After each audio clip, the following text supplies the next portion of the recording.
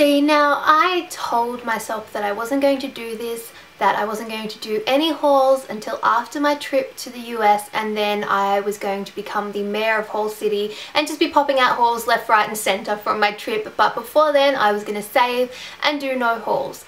And then of course Priceline had to announce that they were going to do a 40% off all cosmetics sale, and then the day before that sale I received in the mail my voucher from my Priceline club card, which usually wouldn't be that much for most normal people because the reward system isn't that great, just being honest, but for me who spends a ridiculous amount at Priceline, my voucher is usually a fair amount of money to spend. So of course I thought, well, if I'm going to spend that voucher in Priceline, I might as well spend it on cosmetics when they're 40% off so that my voucher could stretch that little bit further. So that's what I'm doing for today. A Priceline haul. So the first thing, a mascara. This is one of the things that I actually went in for. It is the L'Oreal Paris False Lash Butterfly Wings False Lash Effect Mascara. Fan out your lashes. So this is the packaging. This is the little baby here. I actually have it on my lashes today. I filmed a kind of get ready with me using some more new products that I picked up recently, including some of the products that I'm hauling, so that will probably go up after this video, but look out for it if you want to see how this mascara actually goes on the lashes. This has one of these really kind of unique weird brushes. It has the little plastic bristles, but they're in a kind of fin like shape. It's definitely asymmetrical and it is supposed to fan out your lashes. I have been using it and quite like it. I don't know the way in which you're supposed to hold this, like I don't know the technical way, but I kind of hold it so that the two kind of this flat side goes against my lashes, and I find that it works really well at getting these lashes right out on the corner here. I feel like I'm almost like painting my lashes. Next, I was walking past the Bourjois stand and noticed that they had a new little collection of products. I believe this must be their autumn collection and it was called Midnight in Paris, I think. Don't quote me on that. They have released 2 new of the Colour Boost Glossy Finish lipsticks. I have a few of these from the original collection, absolutely love them. These are 2 really nice autumnal shades, I guess you would call it. The first one I have here is Plum Russian, which is a really nice deepened, slightly purple berry shade. Absolutely love this. 100% a Rachel colour, so I was really excited. These go on really glossy on the lips. The other shade is called Red Island, which is a really nice kind of pinky red, slightly deep red shade colour. Again, really nice coming into autumn and winter. They feel really light on the lips as well, so if you don't like to go on the full-on lipstick trend, then I think you'd really enjoy these products. As part of that range, they also had some of their Colour Edition 24-hour cream to powder texture ultra luminous finish cream eyeshadows. So they had 3 shades. I picked up this one here, which is this gorgeous kind of taupey neutral, slightly champagne. This is number 03 Petal de Glace. I'm sure if you say that in French it sounds really pretty, but I love this shade. They also had a deep blue shade and a silver shade. I know that when they released these in the UK there was a khaki shade and a maroon shade and a few others, so I'd be interested to see if they bring out more shades here, but so far I really quite enjoy this one. I do have it on my eyes today as a base. I've worn it on its own. They're really quite creamy. I would say more creamy than the Maybelline Colour Tattoos. They seem to be a little bit smoother as well, as in sort of gliding on quite a thin texture.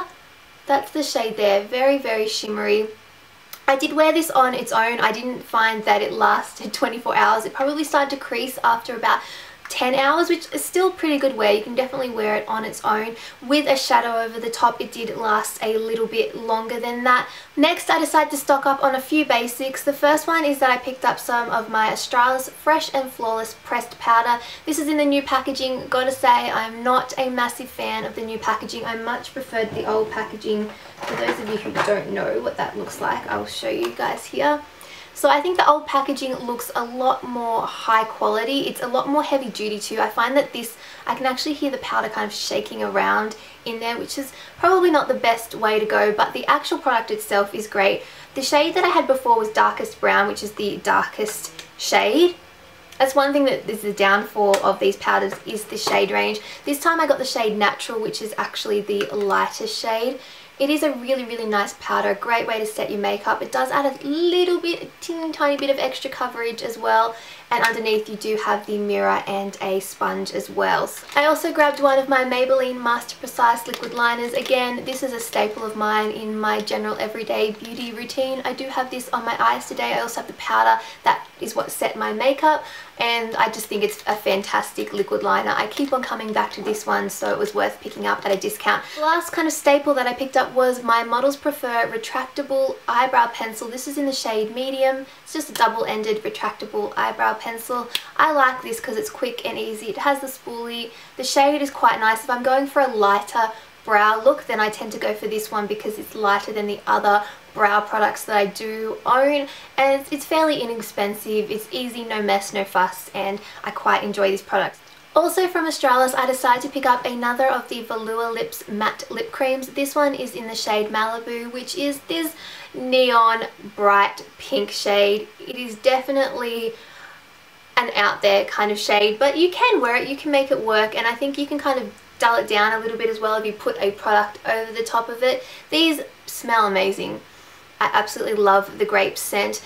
They are long wearing. I do find that they can be quite drying, which is fairly typical of any kind of matte long wearing lip cream. So they're not my favourite product to wear, but they are a really fun bright pop of colour. I do have two other shades. I have the nude and the red shade, which I've quite enjoyed. So I thought the bright pink one would be a fun colour to have. It's definitely something that's worth having in your collection because you never know when you're going to need like a really nice neon bright blue based pink. From Essence, I picked up one of their lip liners. This is in the shade 03 Hot Chocolate. A lot of you guys have raved to me about the Essence lip liners before, so I wanted to pick one up, and I decided to pick up a shade that's not sort of usual for me. I don't really have a brown shade of lip liner in my collection at all, but I thought this would be nice for kind of contouring the lips. I do actually have it underneath my lipstick today, and you can't really tell obviously because I have quite a bold colour, but you can use it to kind of create shadows if you just apply it to the outside of your lips and then apply lip colour over the top. It does make the outer part of your lip colour a little bit darker, and that's kind of what I decided to use this for.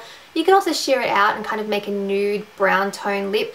They are really creamy, so I'd definitely be interested in picking up a few more of these. Sticking on the lip trend, I did pick up the Nivea Lip Butter in Raspberry Rosé. I really like these products, and I was excited when these extra or new kind of scent came out, and then for some reason I never got around to picking it up. So this smells really nice and sweet and fruity. If you didn't necessarily love the more caramel vanilla-y kind of scents that came out with the original Nivea lip butters, then you might enjoy this one. Really nice and hydrating for your lips. One more product for the lips. I did pick up a new offering from Rimmel. This is the newly reformulated and repackaged Moisture Renew lipstick. This one is in the shade number 360 As You Want Victoria. It is a stunning, bright, raspberry pink shade. I'm wearing it on my lips. Like I said, it goes on super duper glossy. I don't have a gloss or anything else underneath, or sorry, on top of this lipstick. It's really creamy. It feels not drying at all, and it actually feels quite light on the lips as well, given that it's such a full, vibrant, highly pigmented colour. Really like this formulation so far of lipstick. I found it to be quite long wearing. It does transfer like crazy. If you touch your lips, if you touch your lips on anything, there will definitely be colour that comes off, but I find that the colour still remains bright and vibrant on my lips. So highly pigmented. I do think you kind of need a lip liner because they will eventually, they do start to bleed a tiny little bit, but that's kind of, I guess, something that you'd expect with a really hydrating, creamy, glossy kind of lipstick. Okay, so before I round off this haul with some nail polishes, I did want to mention that I picked up, prior to the 40% off sale, but also from Priceline, two new offerings from Bourjois. This is the Bourjois 123 Perfect CC cream, and I also picked up the CC eye cream from the 123 Perfect range as well. Both of these I have on my face today, and so far I'm really enjoying them. This seems to give quite decent coverage. I would say light to medium. It's definitely buildable. I used this on top of my It Cosmetics Bye Bye Redness, and with the two of them I was able to get, well, flawless enough that I didn't feel like I needed to use another concealer, but obviously the Bye Bye Redness did provide the bulk of the coverage, but this definitely will even out your skin tone, will cover up small discolorations in the skin, and it feels quite light and nice on the skin as well. So far I've been enjoying that. In the CC cream I got the shade number 31 Ivory, and in the CC eye cream I got the shade number 21 Ivory. So lastly I picked up a few nail polishes. The first one is from the Sally Hansen Complete Salon Manicure line. This one is in the shade Cafe au Lait. Anyway, it's number 220. It's a really nice nude shade. I do have it on my nails today, and it's a very nice pinky nude, slightly beige colour. It is very skin tone like, but I really have been enjoying that. 2 coats, and even with 1 coat it was kind of opaque, but I like to put 2 coats on just to give a really nice smooth finish. So far it's been wearing quite well. Since you can see my yellow accent nail, I will talk about these 2 shades next. I did pick up 2 of the Revlon Perfumery scented nail enamels. I've heard mixed reviews of these. I don't know about the scent kind of thing. That really doesn't bother me. For me it is all about the nail polish bottle. How adorable. I just think that this shape is it is amazing. I've had the yellow one just sitting in my bathroom because it picks up some yellow accents in my towels, and I just love looking at them. It's just the cutest little bottle. I love it. So I got the shade Sunlit Grass and Bordeaux. I do have Sunlit Grass on my nail here. It went on with 2 coats to be opaque. To be honest, I can't really smell much. It does have a faint scent, but who wants to be sniffing their nails? Seriously, if you sit there sniffing your fingernails, you're probably going to attract some weird looks because it looks weird. Anyway, overall I quite like the shades. I haven't had a chance to try the Bordeaux one yet, but I wanted to give these a go because honestly I was just sucked in by the packaging. And then last but not least, I decided to pick up this Fuse Gel Enamel from Sensation Nail. These are a new range of gel nail polishes that are available in Priceline. There seems to be quite a few ranges popping up in Priceline. I know that Sally Hansen also has a gel nail polish range out as well. This one intrigued me because you didn't need a base coat or a top coat. You basically just use 1 or maybe 2 coats of this. I didn't pick up the starter kit because I already have a light and cleanser and things like that, so I can use it from other kits, but I wanted to see what this one was like. This is in the shade Vamp. It's a really deep purple burgundy, almost black looking shade, which I thought would be really nice coming into autumn winter. So if you'd like to hear a little bit more about these once I've tested it out, let me know and I will give you guys an update on that. Whew. So guys, that is everything that I picked up in the 40% off sale in Priceline. Obviously I went a little bit nuts, but not as nuts as I usually do, so high five, pat on the back. Well done, Rachel, you didn't go crazy. Yeah. Although I'm sure that some people would consider this crazy, but for me, not that bad. Let me know if you picked up anything in the 40% off sale. I would love to hear what you picked up, or just any other drugstore makeup that you've picked up recently that you've been loving. I would love to hear your recommendations. And other than that, I'm gonna go. I hope you guys are all having a fantastic day, and I will see you guys all in my next video. Bye! Her love shines over my horizon. She's a slice of heaven. Why do you have to start mowing your lawn right when I want to film? It's like everybody in the street knows that I want to film and feels the need to do their lawn right at that exact time. Why?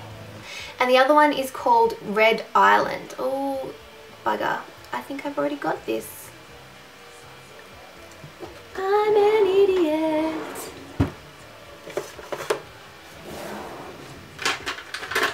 Oh no. Don't talk about long wearing, this thing just won't come off.